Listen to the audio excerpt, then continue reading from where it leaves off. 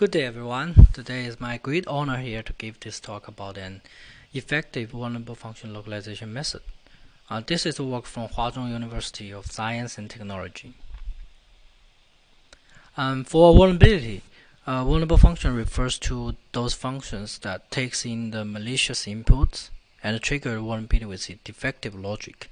So we can deem the vulnerable function as an entry point to the vulnerability.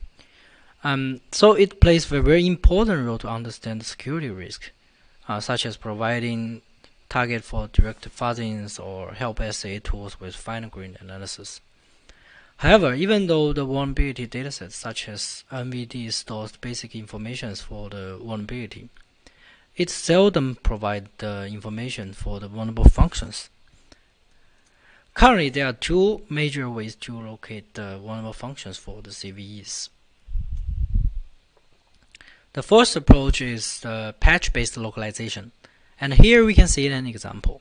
This one is about the infinite loop problem in a file name encoding algorithm. We can see in the detail of its patch, we find the encode functions while within the patch add a conditional break to its loop, which corresponds to the vulnerable logic in the description. So we can take this as a candidate vulnerable function and verify it with a crafted POC.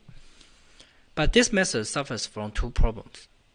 And as we all know, the security patch is hard to get, so it's a challenging prerequisite to the patch-based localization. And another problem is that patch is always tangled, making it harder for a human expert to identify the vulnerable function from it. Another approach is the POC-based localization. See this example. As we can see from the POC and the description, the archive function here is responsible for handling the corrupted RAR files. Thus, we take it as the vulnerable function. While it also suffers from problems like POC availabilities, and even you can get the POC, sometimes it's not so easy for people without domain knowledge to read. So we're wondering whether we can help to localize the vulnerable function with limited resources automatically. Cases like this CVE sparks our interest. Here it mentioned the bind configuration, and in its vulnerable function, we also find the variable bind dn, and similarly for the LDAP request.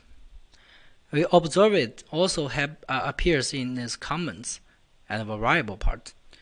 We call this kind of related entity the indicative entities. So the insights come into our mind that whether we can identify the indicative entities, so we can help to localize the vulnerable functions with just the description. We first look at the composition of CV descriptions. According to previous work and the CV documentation, it contains root cause and attack vectors and the impact and so on. Here are some examples. Among all these parts, we find that the attack vector and the root cause parts are the main source of indicative entities, which contains over 90% of the indicative entities. So we think how to extract these two parts from the description. We first try with the unsupervised method called cave. It embeds the semantic relationship and perform clustering to extract root cause and attack vector from the description, while it fails in this case. Then we try to use LLM with direct prompts. It successfully extracts these two parts. However, it contains too much noise in its answer. We try to enhance the result with labeled cases with similar structures as the queried one. It shows more precise result. This observation shows that using LLM with in-context learning might be a good way to extract the root cause and the attack vector. Based on the above observation, we designed the VFFinder to help developers automatically locate the vulnerable functions. It takes CVEDescription and vulnerable product as input. For description, it extracts the attack vector and the root cause with the SAL enhanced extractor, and then generate a description corpus based on the extracted sentence.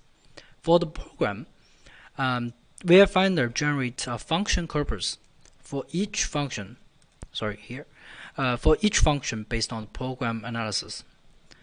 Then VFFinder conduct the priority semantic retrieval to compare these two corpus, which output the top K function as vulnerable candidate. We first introduced the design of the ICL enhanced extractor. The ICL here means the in-context learning. At the beginning, we construct a labeled root cause and attack vector pool. Two of the also independently labeled the description manually for over 3 weeks. They strictly follow the definition and the boundary of the concept, and construct a pool with 642 CVEs. Then for the queried description, the extractor will select cases with similar structures from the pool to help LLM precisely extract the root cause and attack vector. To select cases with similar structures from the pool, we first identify the anchor entities, which include VPV, VT, and component attacker. These entities are easy to recognize from the description just by rigorous matching. And according to previous study, their position in the sentence can shape the structure of the description, just like anchors. After getting the anchors, we generate a tree based on its semantic relationship, like the VP here, which denotes the verb phrase. And for generality, we remove all the leaf node and merge the face node in the tree, in order to make the tree only to keep the structure information while delete the specific information as noise. Then we embed the tree to select best matching cases for LLM to extract root cause and attack vector. Here we can see the result when compare different methods to extract the root cause and attack vector. We compare this compare with the unsupervised method cave and directly using LLM and providing LLM with semantic similar cases and with pattern-like cases. A shorter length with higher coverage means the method can extract the result with more precisely without too much noise. We can see that LLM using cases using similar pattern achieve the best performance among all the methods. After we get the extracted result, we process the extracted sentence, like removing stop words and extract class name to form the description corpus. And the details can refer to the paper. After we process the description, we generate function corpus from the program. It consists of two parts, the local corpus and the global corpus. The local corpus are elements within the function, like the identifier name, function name, and other string literals.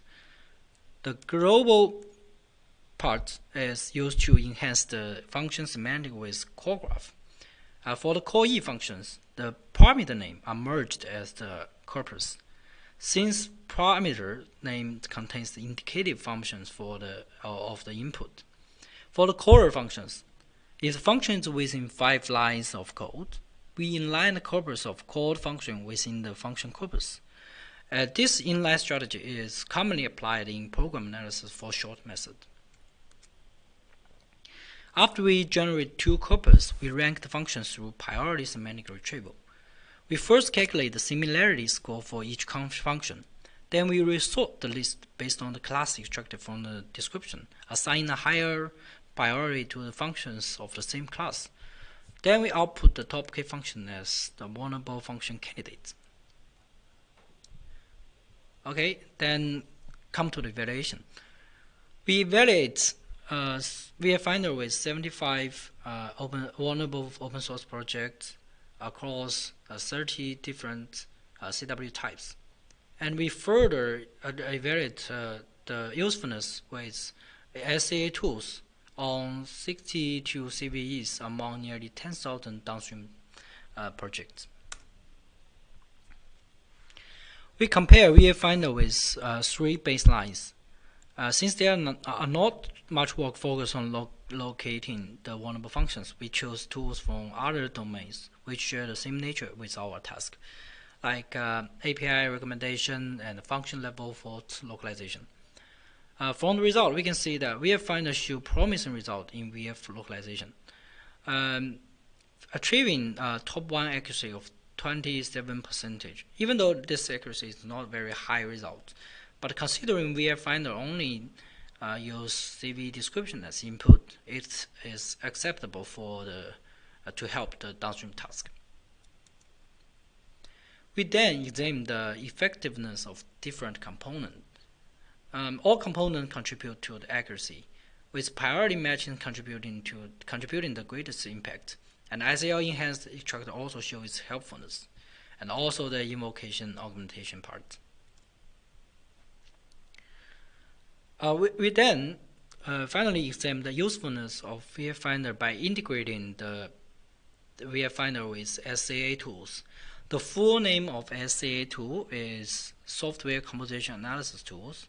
Its goal is to identify the vulnerable dependencies from the user program.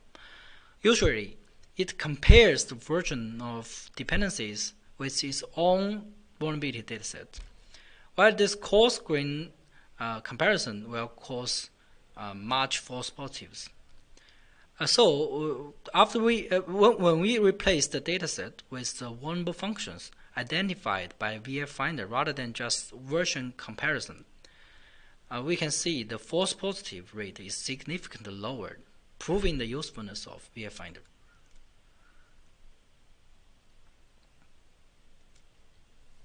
In summary, we first perform a feature study of the CVEDescription regarding how it can help the vulnerable functions. Based on this, we propose and implement a practical vulnerable function localization method VFFinder, which is only based on the CVEDescription and program. Further, we conduct a comprehensive study to show its helpfulness. And that's all for today. Thanks for listening.